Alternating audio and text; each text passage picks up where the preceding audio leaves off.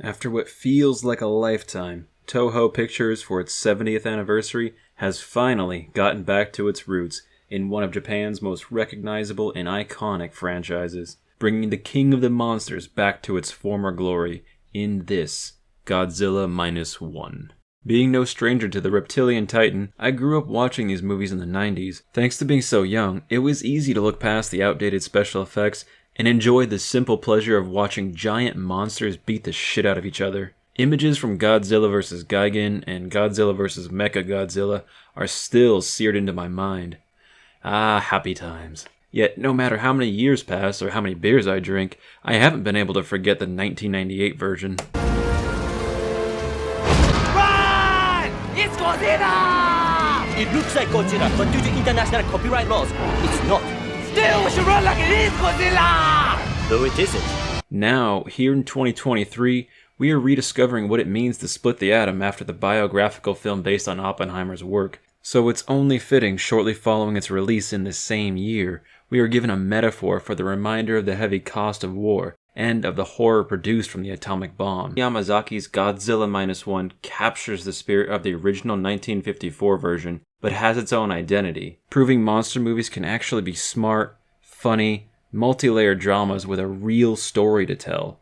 So get ready to pull down your pants because I'm about to blow your mind. Straight away, the movie sets itself up for some serious business, as the story takes place in the aftermath of World War II, and follows a kamikaze pilot named Koichi Shikishima, who feels shamed for not sacrificing himself for his country, but instead lied about faulty problems in the plane that caused him to turn back for repairs.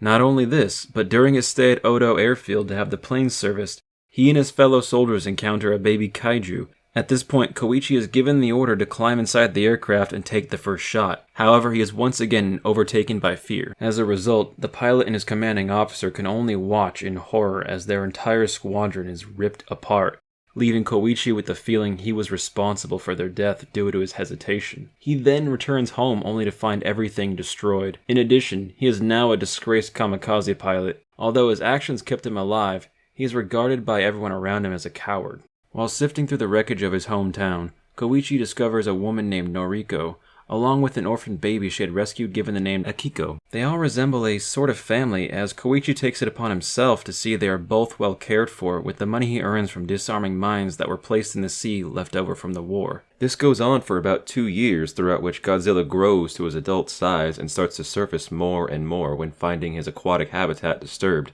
Eventually, the behemoth makes landfall inside Tokyo. Here, Godzilla completely levels the Ginza district using his legendary atomic breath, subsequently giving the impression Noriko is killed from the shockwave created by the explosion, at the same time giving her life to save Koichi's. Feeling his shame and guilt reach their boiling point, he finally snaps, and as a response to the attack on Tokyo, a large group of citizens, including Koichi, form a civilian military coalition to bring down the gargantuan threat. Their plan of action is to sink Godzilla to the bottom of the ocean, hoping the power of the sea will kill it. If this failed, the contingency plan involved using radical decompression to bring it back to the surface in the hopes it would finish the job. As one might predict, none of these work. Godzilla, now enraged and about to fire one last atomic breath that would have killed everyone in this moment, if not for Koichi having his own idea of flying a plane loaded with explosives into Godzilla's head, successfully blowing it up. The remaining energy beam inside Godzilla's body before it could be released causes it to fall apart and collapse in on itself. All the while, everyone watching gives a salute. We also see Koichi had safely ejected last minute, allowing him to survive, and once he reaches port, he receives word Noriko is still alive and waiting for him at the nearby hospital. The movie ends with a heartwarming reunion between the two, and Noriko asks Koichi, "Is your war finally over?" Then, just before the final credits roll, we see a small chunk of Godzilla's flesh start to grow and regenerate itself. Oh yeah, Godzilla can regenerate himself now, just like Cell from DBZ. Just get over it. And that's it. That's the plot for Godzilla Minus One.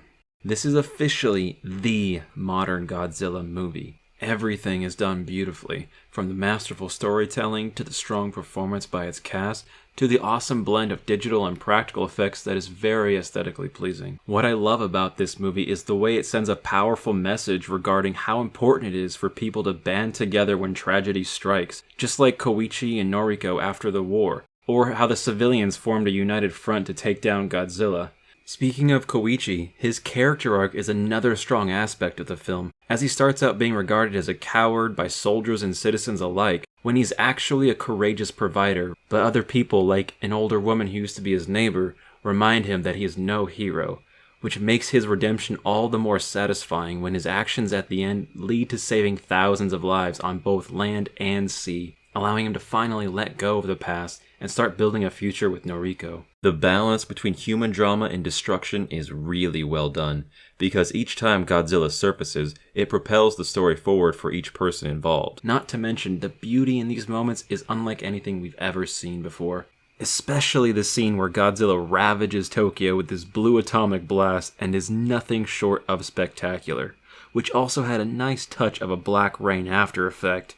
Fun fact, this actually happens after a large nuclear explosion. I'm just gonna finish this by saying Yamazaki's Minus One is meant to be a reflection of the times and its values. It's also about challenging those values. It showcases our resilience as humans.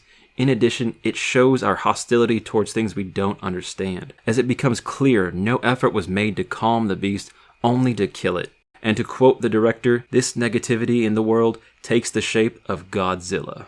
That's all I got to say. If you made it this far into the video, be sure to hit the like and subscribe button so you can stay tuned for my next review.